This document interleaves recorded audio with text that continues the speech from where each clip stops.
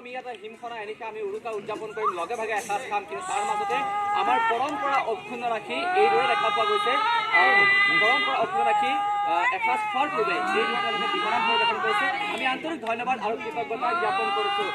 আমি বাইদেউ অকণমান কথা পাতি ল'ব বিচাৰিছোঁ আপোনালোকৰ, অকণমান আটাইকেইজন থিয় হৈ দিলে সুবিধা হ'ব।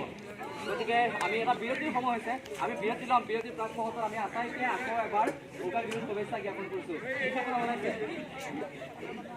কি বনাইছে? আপুনি কি বনালে? জলপান খাজু। এটা বিৰতি ল'ম, আমি এটা বিৰতিৰ সময় হৈছে। আমি বিৰতিৰ পাছত আপোনালোকৰ বাবে আৰু বহু বৰ্ণিল অনুষ্ঠান লৈ যাবলৈ চেষ্টা কৰিম।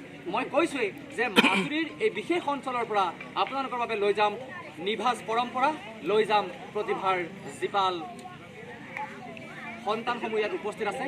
প্ৰত্যেক সন্তান, মাজুলীৰ সন্তানে আপোনাক প্ৰতিভাৰ স্বাক্ষৰ বহন কৰিব। আমি আপোনাৰ বাবে লৈ যাম এটাৰ পাছত আনটো বৰ্ণিল প্ৰতিভা।